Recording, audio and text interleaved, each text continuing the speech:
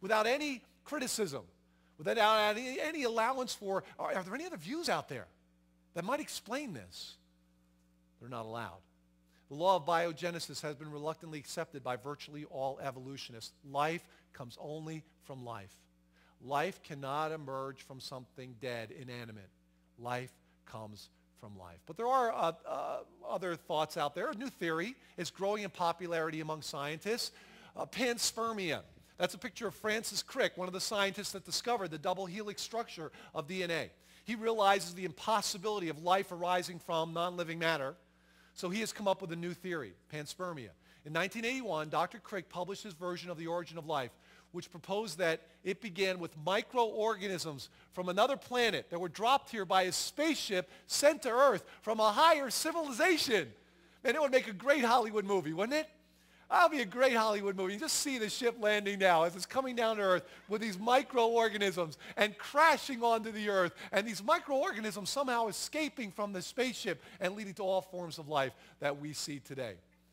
Well, it's impossible. It'll take more faith to believe that than the fact that God created the Earth and this amazing planet in which life can live and thrive, and the diversity that we see around us. I watched the movie Expelled, and Richard Dawkins was interviewed on Expelled, and the interview was really the highlight of the movie for me because Dawkins said something that I thought I would never hear him say. He's an atheist, and he has criticized people for believing in a higher intelligence, in God creating and making life. And yet in this interview, he said something, and then I'm going to show you also, I got the clip from a show that I'd actually watched, Glenn Beck's show, interviewing Ben Stein, who made the movie Expelled. He's Jewish. He's not a believer in Christ. He's Jewish, but he has some amazing statements as he follows up that interview with Richard Dawkins. I want you to see that. If you look at the details of biochemistry, molecular biology, you might find a signature of some sort of designer. Wait a second. Richard Dawkins thought intelligent design might be a legitimate pursuit? And that designer could well be a higher intelligence from elsewhere in the universe.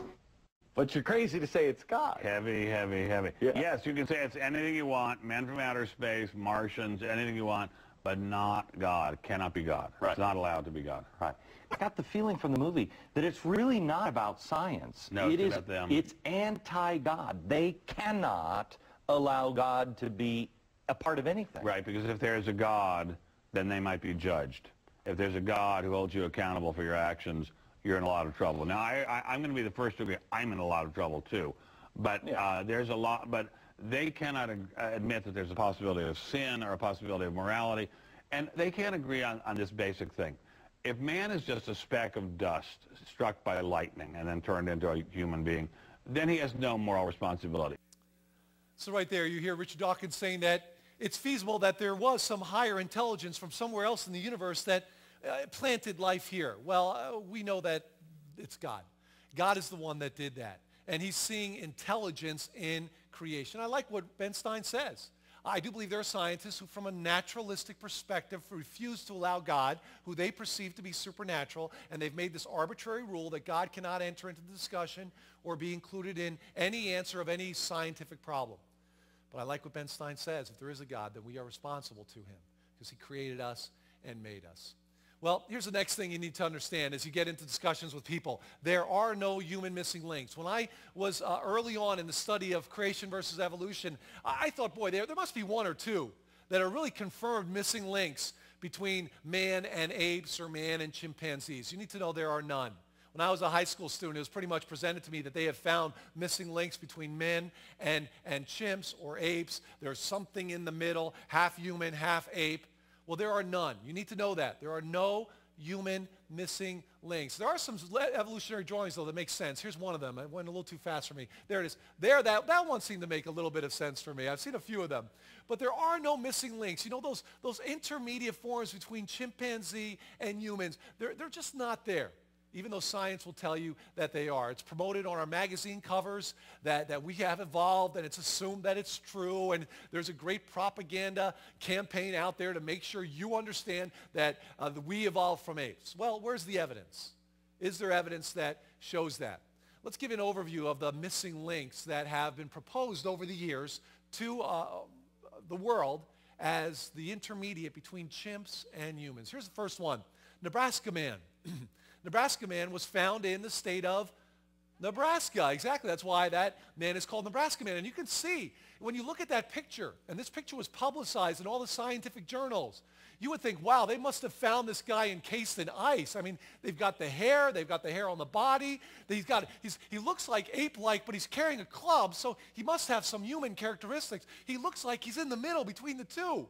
You would look at that picture and say, wow, they must have found just a totally complete skeleton.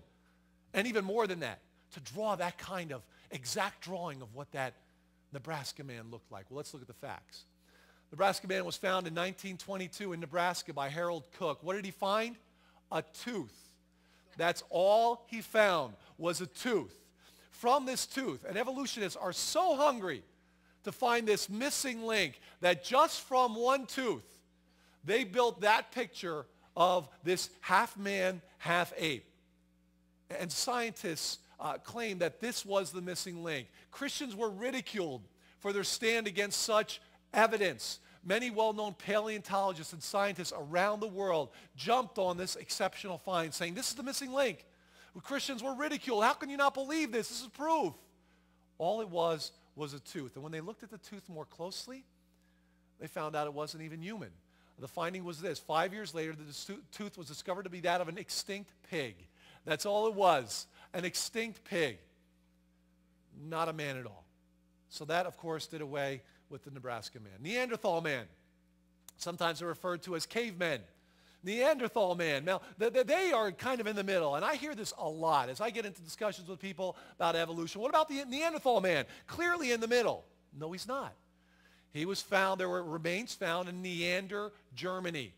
And in 1856, workers in a cave found a skull and several bones in 1856. And they began to analyze the skull and the bones that were found. The problem was this. Along with the bones, they found a Neanderthal flute. In fact, they found 30 of them over time. Made from bone, calculations made from this artifact have shown that the holes were made to produce correct notes. In other words, this was an expertly designed instrument.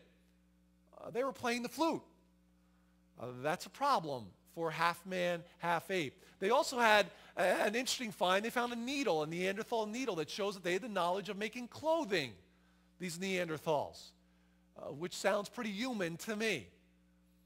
In 1957, the anatomists William Strauss and A.J. Cave looked at the Neanderthal man, and they said this: if he, the Neanderthal man, could be reincarnated and placed in a New York subway, provided he were bathed, shaved, and dressed in modern clothing, it is doubtful whether he would attract any more attention than some of its other denizens or citizens. These are anatomists that have looked at the findings of Neanderthal man. If you bathe this guy, shave him, cut his hair, put him in modern clothes, he'll fit right in. He'll look like any other human, certainly within the scope of variety that we see today on our planet. You know that Geico commercial? They had something going on there, didn't they? Here, let me show you that Geico commercial again. How can it be offensive if it's true? Okay, first of all, I'm not 100% in love with your tone right now. Tone aside, historically, you guys have struggled to adapt. Yeah, right. Walking upright, discovering fire, inventing the wheel, laying the foundation for all mankind. You're right. Good point. Sorry we couldn't get that to you sooner. Connie, your reaction? Sounds like someone woke up on the wrong side of the rock. Now you take that guy, I mean, my hair looks like that in the morning, that caveman's hair. If you take that guy, cut his hair, shave his beard, put him in a modern suit, he'll fit in. And even some of the characteristics, scientists will say, don't even look like that. There's some amazing finds that have been made. One individual, Eric Trinkhaus, one of the world's foremost authorities on Neanderthal man, he says this: detailed comparisons of Neanderthal skeletal remains with those of modern humans have shown this: there is nothing in Neanderthal anatomy that conclusively indicates locomotor, manipulative, intellectual, or linguistic abilities inferior to those of modern humans. They were human, fully human. They might have looked a little bit different than we look, but certainly within the range of what humanity is and looks like even today.